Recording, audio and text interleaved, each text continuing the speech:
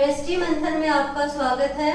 अपना टॉपिक चल रहा है पीरियोडिक टेबल और आज अपन करेंगे percentage ionic character in covalent bond.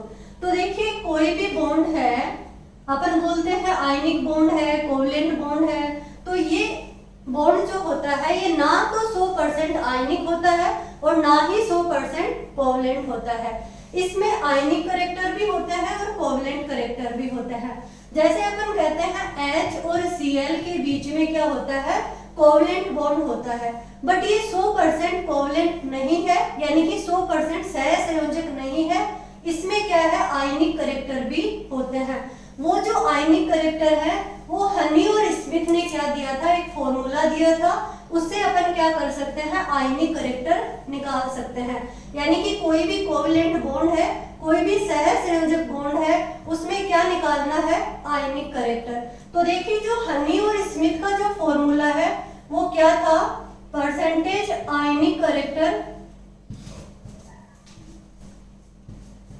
Percentage ionic character कैसे निकालेंगे, 16 जाई A माइनस जाई B प्लस 3.5 जाई A माइनस जाई B का स्क्वायर। ये फॉर्मूला दिया हनी और स्मिथ ने। अब देखिए ये जो जाई A और जाई B है, ये इसको बोलते हैं डेल जाई। अब देखिए इसका जो मान होता है वो हमेशा पॉजिटिव होना चाहिए। क्या होना चाहिए, पॉजिटिव। कैसे होगा पॉजिटिव, कि जो A है और B है, A B क्या है, जैसे HCl ही है, तो HCl में जिसकी मोर इलेक्ट्रोनेगेटिविटी होगी उसको तो क्या मानेंगे A, और जिसकी लेस इलेक्ट्रोनेगेटिविटी होगी उसको क्या मानेंगे B। तो मोर इलेक्ट्रोनेगेटिविटी वाला अगर A होगा तो ये वैल्यू हमेशा क्या आएगी, पॉजिटिव आएगी। तो इस डेल जाई की वैल्यू क्या होनी चाहिए, हमेशा पॉजिटिव होनी चाहिए, ये बोला था हनी और स्मिथ ने। अब अपन इससे क्या निकाल सकते हैं, किसी भी कोवलेंट बॉन्ड के अंदर आयनिक करेक्टर निकाल सकते हैं। और वो कैसे, जैसे HF है, HCl है, HBr है, इन सब में क्या है, कोवलेंट करेक्टर है, बट इनमें क्या निकाल सकते हैं, आयनिक करेक्टर। देखिए एक एग्जांपल अपन लेते हैं HF का, तो जो हाइड्रोजन की जो इलेक्ट्रोनेगेटिविटी है वो होती है 2.1 और फ्लोरीन की इलेक्ट्रोनेगेटिविटी है 4.0। ये पिछली क्लास में मैं आपको बता चुकी हूँ। तो जो ज्यादा होगा वो क्या मानेंगे, जाई A, तो जाई A की वैल्यू क्या है, 4.0, और जाई B क्या हो गया अपना 2.1। तो देखिए अपन वैल्यू रखते हैं 16 4.0 माइनस 2.1 प्लस 3.5 इंटू 4.0 माइनस 2.1 का स्क्वायर। अब देखिए ये जो वैल्यू है ये क्या निकल के आएगी, 1.9 प्लस 3.5 और 1.9 का स्क्वायर। अगर इसको सोल्व करेंगे तो ये आएगा अपना 30.4 प्लस ये आएगा 12.6 के आसपास। और जो परसेंटेज आयनिक करेक्टर निकलेगा वो कितना होगा, वो होगा 43.4 के आसपास। यानी कि जो 43.4 है वो क्या है, HF के अंदर आयनिक करेक्टर है। होना क्या था, कोवलेंट बॉन्ड है, बट आयनिक करेक्टर कितने हैं उसमें, 43%, और जो बच गए वो सहसंयोजक करेक्टर है। तो यानी क्या कहा कि कोई भी बॉन्ड है वो ना तो 100% आयनिक होगा और ना ही 100% कोवलेंट होगा। तो ये अपन इलेक्ट्रोनेगेटिविटी की एप्लीकेशन पढ़ रहे हैं, और ये एप्लीकेशन का ही जो पार्ट है कि आयनिक करेक्टर अपन इलेक्ट्रोनेगेटिविटी से कैसे ज्ञात कर सकते हैं। तो इलेक्ट्रोनेगेटिविटी आपको मैंने बताई कि H की कितनी है, फ्लोरीन की कितनी है, सभी की मैंने एक आपको क्या बताया था, पोलिंग का फॉर्मूला दिया था, उससे सबकी इलेक्ट्रोनेगेटिविटी आपको याद करनी है। अब अपन देखते हैं कि जो दूसरी एप्लीकेशन है वो क्या है, इलेक्ट्रोनेगेटिविटी की। तो देखिए एसिड और बेस जो करेक्टर है वो अपन याद कर सकते हैं किससे, इलेक्ट्रोनेगेटिविटी से। तो कैसे देखेंगे कि अपन को क्या पता चलेगा कि एसिडिक कौन है और बेसिक कौन है। तो एक एग्जांपल लेते हैं।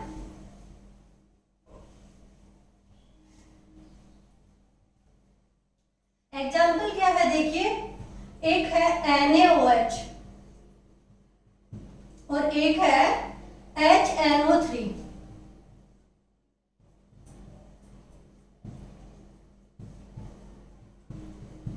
HNO3 में भी क्या है, OH है, और Na में भी क्या है, Na के साथ भी क्या है, OH है।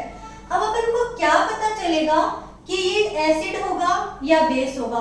तो सबसे पहले तो देखिए एसिड क्या होता है।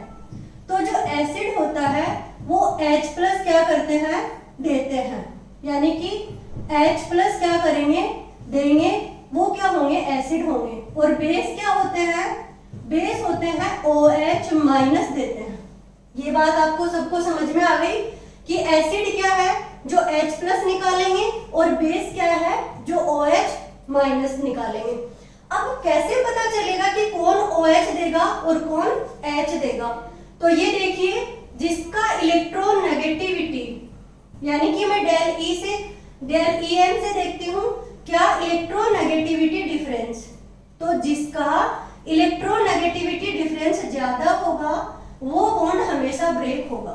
कैसे पता चलेगा, आपको याद रखनी पड़ेगी कि ऑक्सीजन की इलेक्ट्रोनेगेटिविटी कितनी है, हाइड्रोजन की कितनी है, नाइट्रोजन की कितनी है, ये Na की कितनी है। ये मैं कहाँ पढ़ा चुकी हूँ, पिछली क्लास में आप जाके देखिए, ये सबकी इलेक्ट्रोनेगेटिविटी लिखी हुई है। अब देखिए सोडियम की जो इलेक्ट्रोनेगेटिविटी है वो है 0.9, ऑक्सीजन की इलेक्ट्रोनेगेटिविटी कितनी है 3.5 और हाइड्रोजन की कितनी है 2.1। यही नाइट्रोजन की कितनी है 3.0, ऑक्सीजन की है 3.5 और हाइड्रोजन की है 2.1। जो मोर इलेक्ट्रोनेगेटिव डिफरेंस होगा वो बॉन्ड हमेशा ब्रेक होगा। तो मोर इलेक्ट्रोनेगेटिव डिफरेंस कैसे होगा, Na और ऑक्सीजन का ये जो बॉन्ड है इसकी अगर अपन बात करें तो इसका जो डिफरेंस है वो कितना आएगा, 3.5 से अपन क्या माइनस कर दें 0.9, तो ये आएगा 2.6। अब देखिए ये तो जो डिफरेंस है ये कितना है 2.6, और ये वाला जो डिफरेंस है ये कितना आएगा 1.4। कौन सा, ऑक्सीजन और हाइड्रोजन, यानी Na और OH के बीच का तो डिफरेंस है 2.6 और O और H के बीच का डिफरेंस है 1.4। तो कौन सा डिफरेंस ज्यादा है, 2.6 ज्यादा है। तो बॉन्ड ब्रेक कहां से होगा, बॉन्ड ब्रेक होगा Na और ऑक्सीजन के बीच से। समझ में आ गया क्यों होगा, क्योंकि मोर इलेक्ट्रोनेगेटिव जो डिफरेंस होगा वो बॉन्ड ब्रेक होगा। अब देखिए ऐसे ही इस पे बात करते हैं।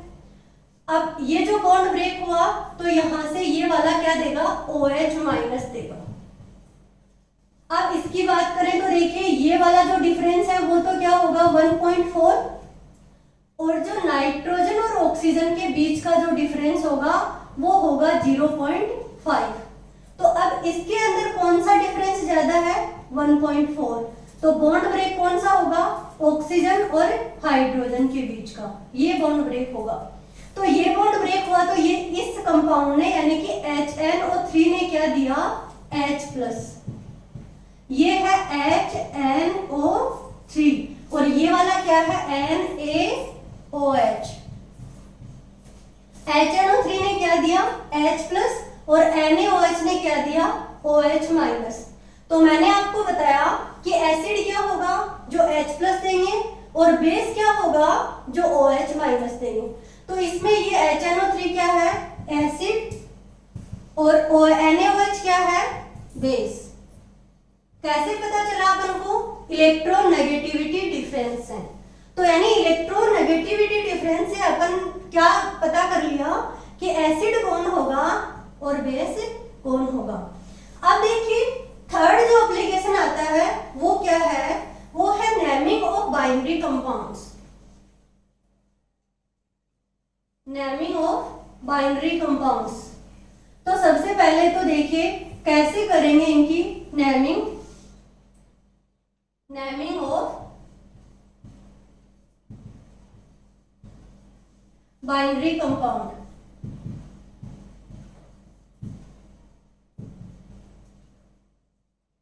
कैसे है, अगर अपन बात करें HCl की ही, तो HCl की जो नेमिंग होगी वो क्या होगी, देखिए हाइड्रोजन और क्लोराइड।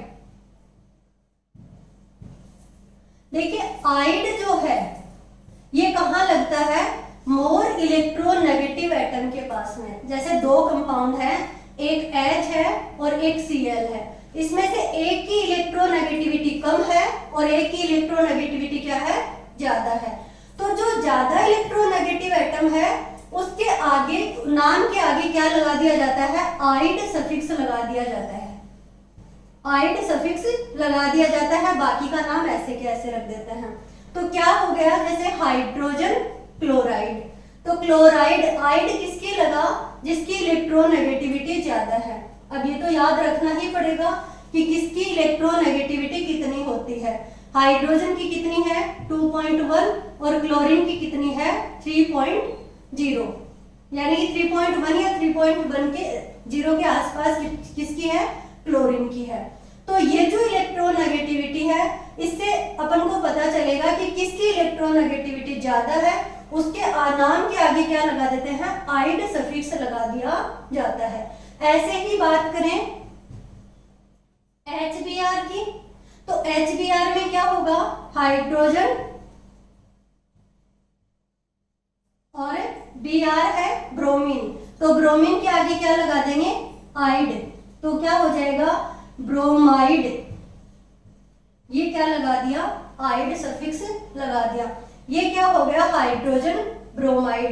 ऐसे ही देखिए कोई भी बाइनरी कंपाउंड होगा, HF मान लो, तो HF में क्या करेंगे, हाइड्रोजन और क्या हो जाएगा फ्लोराइड, फ्लोरीन की ज्यादा है तो फ्लोराइड, आइड किसके आगे लगेगा, फ्लोरीन के आगे। आयोडीन और Br है, तो देखिए आयोडो ब्रोमाइड, ब्रोमाइड किसके आगे लगेगा, जिसकी इलेक्ट्रोनेगेटिविटी ज्यादा होगी। तो नेमिंग ऑफ बाइनरी कंपाउंड से क्या समझ में आया कि जिस एटम की इलेक्ट्रोनेगेटिविटी ज्यादा है यानी कि अधिक है, उसके आगे क्या लगा दिया जाता है, आइड सफिक्स लगा दिया जाता है। जिसकी इलेक्ट्रोनेगेटिविटी कम है उसका नाम ऐसे के ऐसे लिख देते हैं। ये क्या है नेमिंग ऑफ बाइनरी कंपाउंड। और क्या देख सकते हैं, यानी कि ऑक्साइड्स जो होते हैं, ऑक्साइड में क्या करते हैं कि उसकी जो नेचर है वो देख सकते हैं कि कौन एसिडिक है और कौन बेसिक है। तो देखिए nature of oxide, nature of oxide कैसे, कोई भी ऑक्साइड्स मान लो कि जैसे N2O5 या NO2 या फिर N2O4, किसी के भी ऑक्साइड हो सकते हैं, सल्फर डाइऑक्साइड हो सकता है, और भी कोई ऑक्साइड, जैसे कोई भी कंपाउंड अगर ऑक्साइड्स बनाता है तो उनके ऑक्साइड्स की जो नेचर होती है वो क्या करते हैं, अपन इससे देख सकते हैं इलेक्ट्रोनेगेटिविटी डिफरेंस है। कैसे देखेंगे कि जो एसिड होगा वो क्या होगा, उसकी जो इलेक्ट्रोनेगेटिविटी डिफरेंस होगा वो क्या होगा 2.1 से कम होगा, और जो बेस होगा उसका क्या होगा, इलेक्ट्रोनेगेटिविटी जो डिफरेंस है वो क्या है 2.1 से ज्यादा है। ये क्या है 2.1, ये इलेक्ट्रोनेगेटिविटी डिफरेंस है। और जो न्यूट्रल है यानी कि जिसपे कोई ना एसिड है ना बेस है, वो क्या होगा 2.1 के बराबर होगा। तो देखिए एसिडिक करेक्टर क्या है, बेसिक करेक्टर क्या है, ये समझ में आ गया। अब ये भी कैसे निकला, ये इलेक्ट्रोनेगेटिविटी डिफरेंस से निकला। कोई भी ऑक्साइड हो सकता है, जो भी कंपाउंड ऑक्साइड बनाते हैं उसमें क्या करते हैं अपन इनकी नेचर याद कर सकते हैं। ये अपन क्वेश्चन जो पार्ट होगा उसमें मैं एक एक क्वेश्चन करवा दूंगी इनके, उससे आपको अच्छे से और क्लियर हो जाएगा। अब देखिए मेटल और नॉन मेटल, मेटल और नॉन मेटल, ये भी क्या कर सकते हैं अपन, इलेक्ट्रोनेगेटिविटी डिफरेंस से ज्ञात कर सकते हैं। कैसे? अगर जिस भी कंपाउंड होगा उसके साथ अगर कोई भी, जैसे कोई भी कंपाउंड जुड़ा हुआ है, तो मेटल की इलेक्ट्रोनेगेटिविटी हमेशा क्या होगी, कम होगी, और नॉन मेटल की इलेक्ट्रोनेगेटिविटी क्या होगी, ज्यादा होगी। कैसे? जैसे NaCl है, तो NaCl होगा तो इसमें जो मेटल होगा हमेशा उसकी इलेक्ट्रोनेगेटिविटी क्या होगी, कम होगी, और Cl जो है वो नॉन मेटल है, नॉन मेटल की देखो 3.0 है। तो यही कंपाउंड नहीं, कोई भी मेटल और नॉन मेटल की बात करें तो उसमें हमेशा क्या होगा, मेटल की इलेक्ट्रोनेगेटिविटी क्या होगी, कम होगी। और मैंने आयनाइजेशन एंथैल्पी में भी आपको बताया था, वहां मैंने लिखा था M+, और M+ मैंने क्यों लिखा, क्योंकि M का मतलब है मेटल, और ये आसानी से क्या कर देते हैं, इलेक्ट्रॉन दे देते हैं, इसीलिए इन क्यों दे देते हैं, क्योंकि इनकी इलेक्ट्रोनेगेटिविटी क्या होती है, कम होती है। तो मेटल और नॉन मेटल का अपन क्या कर सकते हैं, पता लगा सकते हैं। एक ट्रिक और है, उससे अपन आयनिक करैक्टर भी ज्ञात कर सकते हैं किसी भी कंपाउंड्स में। कैसे? जैसे कोई भी कंपाउंड है, अगर उसकी इलेक्ट्रोनेगेटिविटी डिफरेंस कितना हो, 1.7 हो, तो 1.7 या 1.7 से क्या हो, ज्यादा हो, तो वो क्या होता है, हमेशा आयनिक करैक्टर रखेगा। और अगर इलेक्ट्रोनेगेटिविटी डिफरेंस 1.7 से क्या हो, कम हो, वो क्या रखेगा, आयनिक करैक्टर नहीं रखेगा, वो कोवलेंट करैक्टर रखेगा। तो देखिए आयनिक क्या होंगे और कोवलेंट क्या होंगे, ये क्या है अपन इलेक्ट्रोनेगेटिविटी डिफरेंस से पता कर सकते हैं। अब देखिए और इलेक्ट्रोनेगेटिविटी डिफरेंस से कैसे पता चलेगा, इनकी जो एप्लीकेशन है वो क्या है, हाइब्रिडाइजेशन, जो अपन केमिकल बॉन्डिंग में पढ़ेंगे, और है बॉन्ड एंगल। अभी ना तो आपको हाइब्रिडाइजेशन का पता, ना आपको बॉन्ड एंगल का पता, तो कुछ टॉपिक ऐसे हैं जो केमिकल बॉन्डिंग पढ़ाने के बाद में आपको समझ में आएंगे। तो ये वाला टॉपिक मैं यहीं पे खत्म करती हूँ, और उसके बाद में जो टॉपिक आएगा वो क्या करेंगे अपन, केमिकल बॉन्डिंग में मैं आपको और समझा दूंगी कि ये भी क्या है, इलेक्ट्रोनेगेटिविटी का जो एप्लीकेशन पार्ट है वो यहाँ काम आता है, क्योंकि यहाँ अगर मैंने पढ़ा दिया तो वो समझ में ही नहीं आएगा बच्चों आपको। ठीक है, थैंक यू।